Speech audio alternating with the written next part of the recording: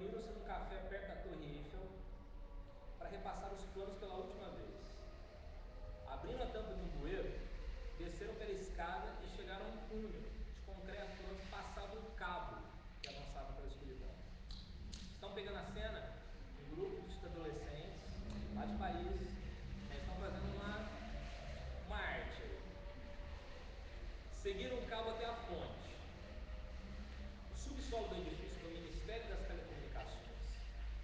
Uma grade bloqueava o caminho, mas eles conseguiram passar por baixo dessa grade e subiram ao térreo.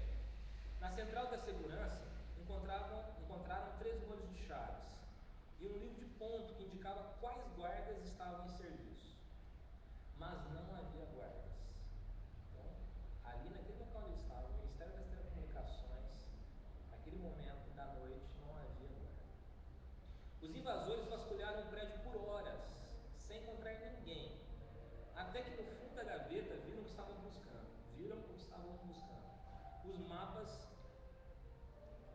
da rede urbana de túneis do Ministério. Copiaram os mapas e devolveram as chaves. Abriram a porta da frente, nada de policiais, nada de transeuntes. A aventura clandestina não foi um roubo, nem um ato de espionagem, da Obama, né? Mas uma operação crucial para a associação que ficaria conhecida como UX, ou Urban Experiment. Alguém já ouviu falar disso? É isso que eles querem mesmo, eles também vão essa palavra. Muito.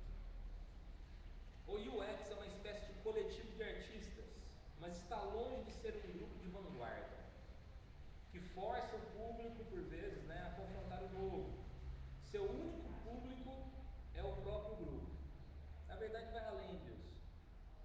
Com meticulosas infiltrações, membros do UX executaram incríveis atos de preservação e reparo cultural, no espírito de manter as partes do nosso patrimônio que o governo abandonou ou não consegue manter. O grupo diz ter feito 15 restaurações clandestinas em Paris, muitas em locais seculares. Já realizaram festivais de cinema, e aqui são eles mesmo, nos porões de prédios desocupados. A travessura mais espetacular do UX aconteceu em 2006.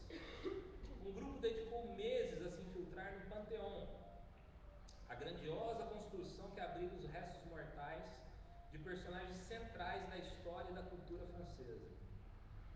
8 membros montaram uma oficina secreta, são eles aí também, numa sala, com fiação elétrica e de internet, cadeiras, ferramentas, geladeira, fogareiro.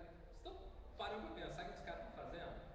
Os caras entram pelos subterrâneos de Paris, ali é uma coisa absurda no tamanho desses subterrâneos, a extensão, e eles vão entrando em lugares onde há arte ou existem algo relacionado ao patrimônio público que eles entendem que aquilo deve ser preservado e que está abandonado pelo poder público. Então eles invadem, colocam tudo isso, imagina uma geladeira, uma só geladeirinha, claro, né? Um fogareiro, e os caras arrumam sem pedir licença. Por 1 ano restauraram o relógio do Panteão, foto do cara aí, instalado no século XIX, enguiçado desde os anos 60. Os moradores do bairro devem ter tomado um susto ao ouvir pela primeira vez em décadas o carrilhão tocando a cada 15 minutos. Imagina. Gastaram cerca de R$ 9.940 em materiais, pagos por eles. Eles pagaram.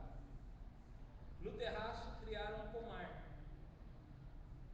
Com base nos interesses de seus membros, o UX montou uma rede de células com subgrupos especializados em cartografia, túneis, infiltração, alvenaria, comunicação interna, restauração, arquivos, programação cultural. Agora, preste bem atenção no que aconteceu. Os cerca de 100 integrantes são livres para mudar de função e têm acesso a todas as ferramentas que o grupo dispõe. Eles não têm manifesto, estatuto, excesso tem que preservar o civil. E a adesão é reservada a convidados. Então eles convidam as pessoas que eles querem que participem ou que estejam lá com eles. Mesmo assim, a administração do prédio, que é público, né? Público, onde se encontra o Panteão, decidiu processar o UX, pedindo a pena de 1 ano de prisão e multa de R$109 mil. O governo saiu derrotado no processo. Abriu um segundo processo, também perdeu. Ao que parece, não existe na França uma lei contra melhorar relógios. No tribunal, uma promotora definiu como estúpidas as acusações do seu próprio governo contra o UX. Para fechar esse artigo, uma colega precisava verificar uma questão. Kunstmann estava no Panteão. Eles tinham acabado de receber o processo, eles estavam no segundo processo, eles pararam, eles continuaram.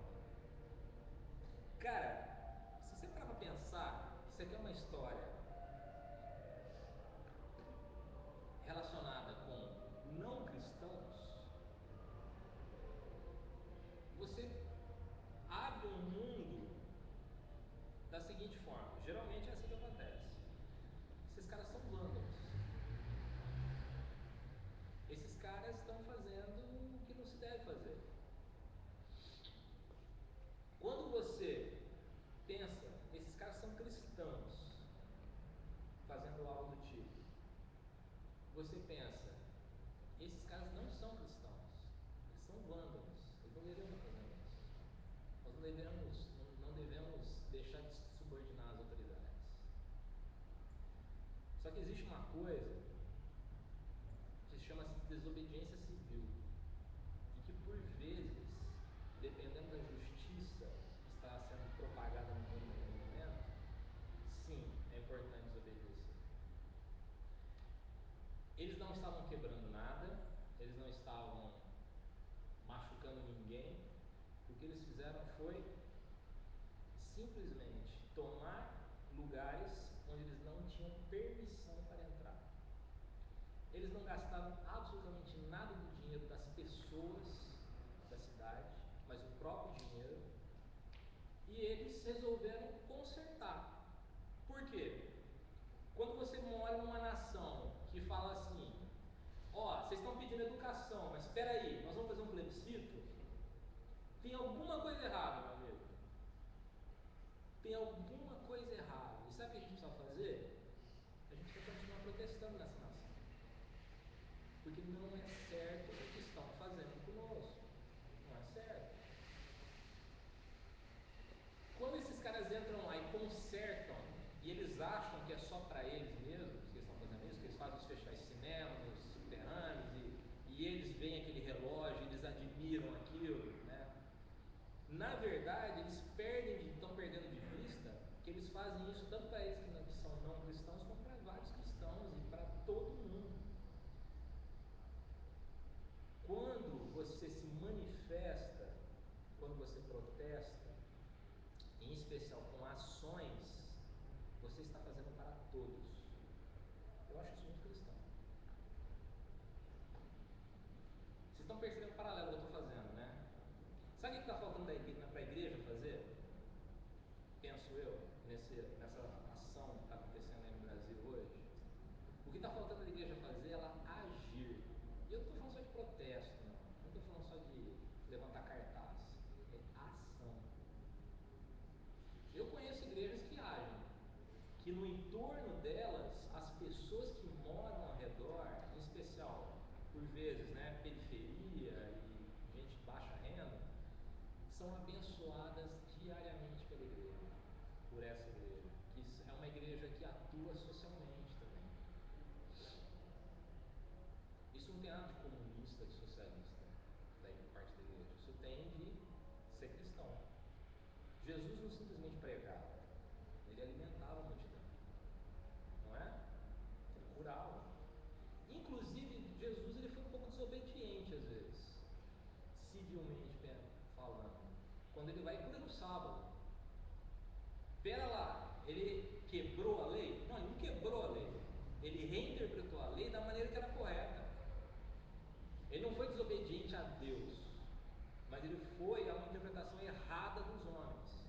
É errado no momento que nós precisamos de educação, as pessoas querem nos dar um papel para a gente ficar escolhendo o que nós vamos ter, se é voto distrital ou voto blá blá blá. Errado, cara. Errado. Estamos sendo feitos de palhaços. O negócio vai entornar, gente. Escuta o que eu estou falando. Nós, como igreja, temos que orar e a gente tem que agir. E agir como? Colaborando. Sabe qual foi uma das primeiras atitudes que eu tive? Ou o primeiro sentimento que eu tive quando eu ouvi tudo que estava rolando? Eu falei, cara, eu preciso fazer mais pela minha nação. Foi essa a sensação que eu tive. Não foi de que, a gente vai mudar o governo, vamos tirar a Dilma de lá. Isso não tem nada a ver, isso não ajuda nada. Não é o PT, cara. É o homem. Se acontecerem mudanças, a coisa muda. Mudanças em nós, a coisa muda para fora também. O UX, para mim, é um baita do exemplo. Por vezes engraçado, por vezes revolucionário, no bom sentido, não de pegar em arma, né? Mas revolucionário no bom sentido. Olha que os caras aprontaram, continuam aprontando. Sabe o que eles estão mostrando? Que fazer é rápido, é fácil. Nós não podemos ficar passando por uma politicagem ao nosso redor para resolver certas questões que são rápidas de se resolver. É 3h20, mano? Muda para 3. Não, porque precisa fazer, não sei o que. Mudou rápido, cara. Os caras estão trabalhando aí. E aí? O que nós vamos fazer como igreja? Nós temos que orar, cara. Não podemos perder de vista o poder da oração. Não podemos perder isso. Não podemos perder de vista que nossos olhos estão ali, ó, em Deus. A gente não pode perder de vista esse tipo de ação subversiva. Sabe o que é isso aqui? É você quebrar os protocolos do mundo. O mundo vai cercando a gente. Ó, você precisa ter isso, hein? Se não tiver celular, se não tiver iPad, se não tiver. Ó, vai te cercando. Sabe o que você tem que fazer, meu amigo? Você tem que quebrar isso. Matrix. Consciência. E aí, o que a gente pode fazer como igreja? Olha só, quanta coisa que a gente poderia fazer como igreja em relação à arte. Estou pensando, nós somos artistas aqui, ok? Então, por exemplo, a gente pode criar mostras de vídeos. Cara, a gente não sabe fazer vídeo, vamos estudar, velho. Internet está aí. Na minha época, quando eu estava estudando música, não tinha internet para me ajudar. YouTube, cara, aquilo ali é um mundo. Tinha vídeo que tem lá no YouTube hoje, né, de um guitarrista chamado Wes Montgomery, que é um baita de um cara do jazz. Meu, pra você ver um vídeo de um cara desse, você tinha que comprar nos Estados Unidos e olha lá se você achasse. Fácil. Era uma grana pretíssima. E videocassete que a gente não tinha? Você vai ver aonde? Na casa de um amigo, né, burguês que você tem lá. É assim. Falei burguês, né, porque é quase palavreado de marxista, não sou. Vídeos, cinema, teatro, dança, poesia, música. Está rolando um sarau hoje no Brasil. A igreja tem produzido alguns bem legais. A gente participou de um agora em. Na verdade, é a segunda vez que a gente participa. Em Blumenau. Chama Sarau Faca Molada.